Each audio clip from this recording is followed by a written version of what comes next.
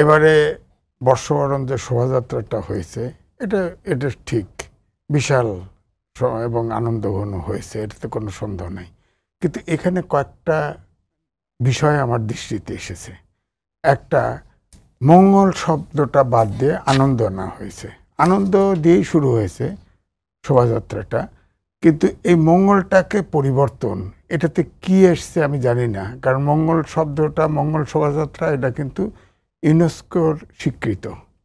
তাহলে এটার কি হবে?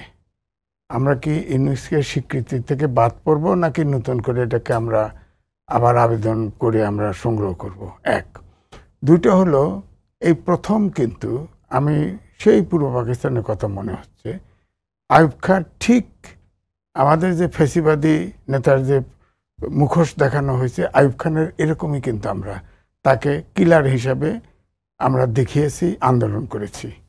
এখানেও কিন্তু এই জন্যে আমি বলবো, এই মুখোশটা কিন্তু এই শোভাযাত্রায় একটা রাজনৈতিক আবরণ দিয়েছে। হ্যাঁ, সুতরাং আমি বলছি না এটা অবাস্তব, বাট এটা একটা রাজনৈতিক ধারণা দিয়েছে। দুই হলো, ধরেন 28টা জাতিগোষ্ঠীর সম্মিলন ঘটেছে, তারপরেও আমি দেখেছি যে এইটার ব্যাপারে বিশেষ করে আমি বলবো ইসলামিক কিছু লোকের একটা স্টেটমেন্টও দেখেছি। আমরা কি সকল জাতিগোষ্ঠীকে এক করা সম্ভব? সম্ভব না।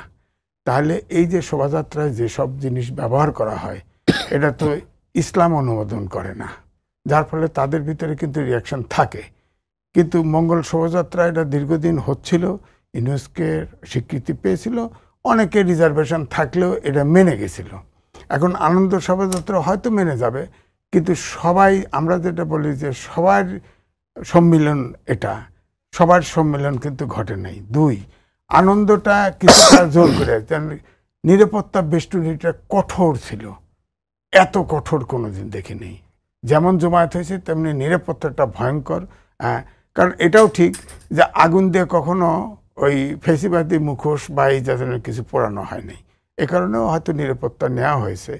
তো বিশেষ করে এই জিনিসগুলা আমার কাছে, আমি মনে করি যে এখন যে ধরেন সেই, আমি বলি মঙ্গল শোভাযাত্রাই বলেন আর আনন্দ শোভাযাত্রাই বলেন, এটা কিন্তু পুরোপুরি আমাদের জাতিগোষ্ঠীর সবার সাংস্কৃতিক কালচার কিন্তু অনুমোদন করে না।